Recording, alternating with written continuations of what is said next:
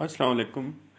आज मैं अपनी डायरी से जो साइटेशन आपके सामने लेकर आया हूँ या फिर आज का जो टॉपिक है ना वो ये है कि क्या ये ज़रूरी है कि हक़ महर में जैसे मकान, ज़ेवर या पैसे की सूरत में ही जो है वो इंदराज हो सकता है। शादी के वक़्त जब हक़ महर जो है मुकर्रर होता है तो उसमें अमूमन देखा जाता है कि मकान, ज़ेवर, पैसे की सूरत में जो है उसका इंदराज किया जाता है हक़ महर में। लेकिन ये ज़रूरी नहीं है कि अगर जैसे कि खिदमात हैं, सर्विसेज़ हैं कि अगर शौहर ये इकरार करे कि मैं अपनी बीवी को हज, उम्रा या ज़ियारत पर लेकर जाऊँगा, तो ये हक़ महर के ज़िम्मे में आता है और शौहर ऐसे करार पर अमल दरामद करने का पाबंद है।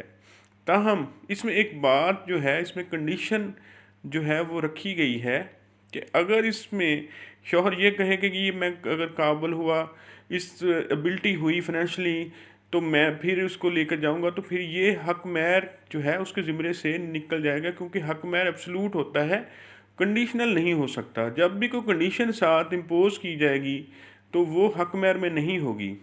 तो ये आज का टॉपिक था।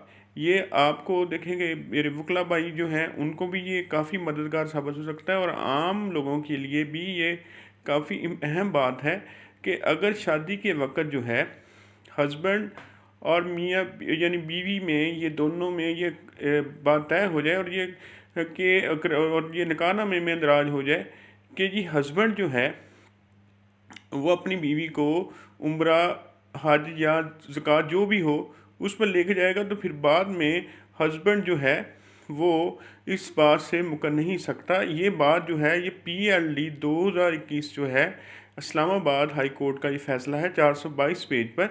तो ये बहुत अहम फ़ैसला है। मुझे उम्मीद है कि ये आपको ज़रूर पसंद आएगा और आप जो है वो मेरे चैनल को सब्सक्राइब करेंगे और लाइक करेंगे और मुझे कमेंट सेक्शन में मेरी एफ़र्ट के बारे में ज़रूर बताएँगे। Thank you so much for watching my YouTube channel.